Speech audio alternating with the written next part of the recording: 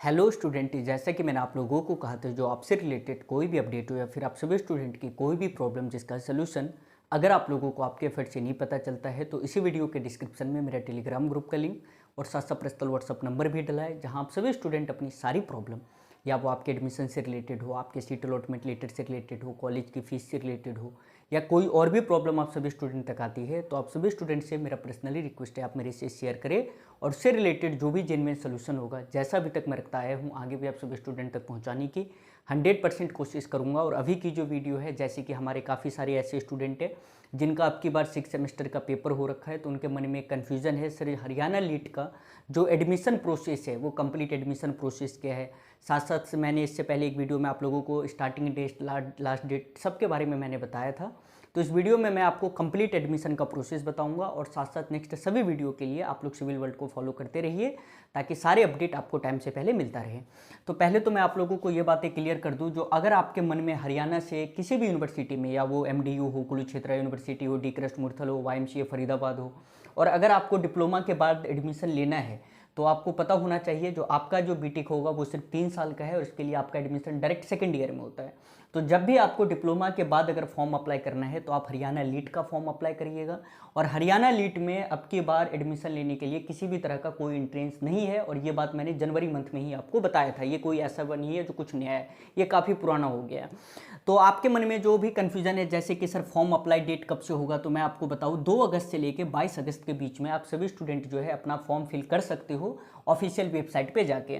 और एक बात क्लियर कर दूं, जब तक आपका डिप्लोमा का फाइनल जो है मार्कशीट नहीं आ जाता, मतलब जिस दिन आपका 6 सेमेस्टर का फाइनल रिजल्ट नहीं आ जाता, उससे पहले आप फॉर्म अप्लाई नहीं कर पाइएगा।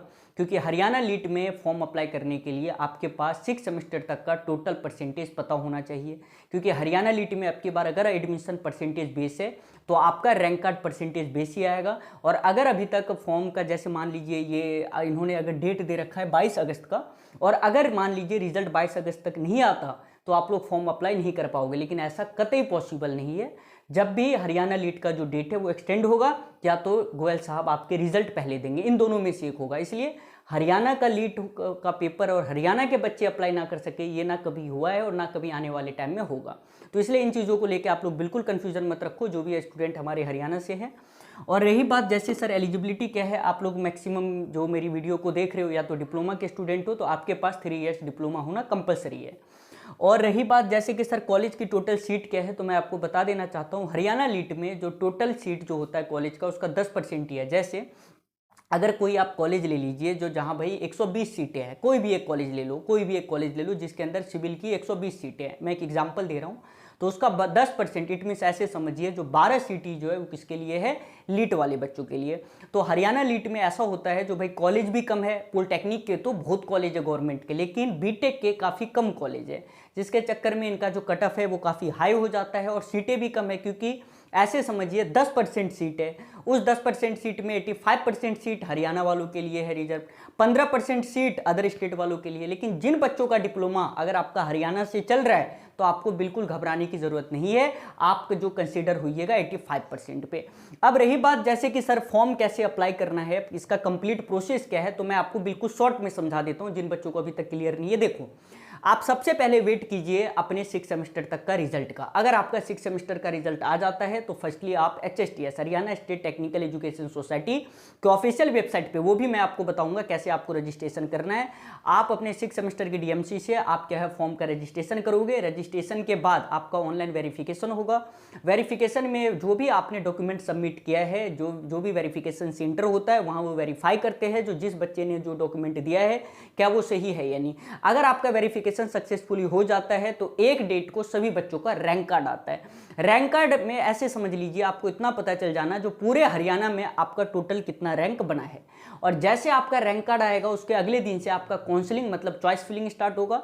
और चॉइस फिलिंग में आप कॉलेज का और ब्रांच का सिलेक्शन करोगे अकॉर्डिंग टू जो भी आपके मन में है उसके अकॉर्डिंग। जैसे कोई बच्चा है जिसको YMCA फरीदाबाद में सिविल चाहिए तो पहले YMCA फरीदाबाद में सिविल लेगा। अब उसके मन में है अगर यार सिविल नहीं मिले मैकेनिकल मिल जाए तो वाईएमसीए फरीदाबाद में मैकेनिकल डालेगा। अब आपके मन में है अगर वाईएमसीए फरीदाबाद में एडमिशन नहीं होता तो डी कृष्ण मुरथल में हो जाए, तो फिर वो डी कृष्ण मुरथल में सिविल मैकेनिकल। तो वो आपका कब होगा? रैंक कार्ड के बाद। रैंक कार्ड तक ना तो आप कॉलेज का सिलेक्शन करोगे ना ब्रांच का सिलेक्शन करोगे। रैंक कार्ड से पहले सिर्फ आप एक ही कॉलेज का सिलेक्शन करिएगा जहां आपका वेरिफिकेशन होगा ऑनलाइन। तो वेरिफिकेशन के बाद रैंक कार्ड आ गया। रैंक कार्ड के बाद आपने काउंसलिंग अप्लाई कर लिया। काउंसलिंग मतलब चॉइस फिलिंग। चॉइस फिलिंग के बाद एक डेट को सभी बच्चों का सीट अलॉटमेंट लेटर आएगा। सीट अलॉटमेंट लेटर जिस बच्चे का आ गया समझिए उसका एडमिशन कंफर्म है। सीट अलॉटमेंट लेटर पे आपको कौन सा कॉलेज अलॉट किया गया है हरियाणा की तरफ से अकॉर्डिंग टू योर रैंक वो गिवन रहता है। और उसके बाद जो भी कॉलेज अलॉट हुआ है आप उस कॉलेज की फीस लेके जाइए, जो भी कॉलेज के में डॉक्यूमेंट मांगे वो लेके जाओ और अपना एडमिशन कंफर्म कर लो। ये कंप्लीट प्रोसेस है हरियाणा लीट का एडमिशन का।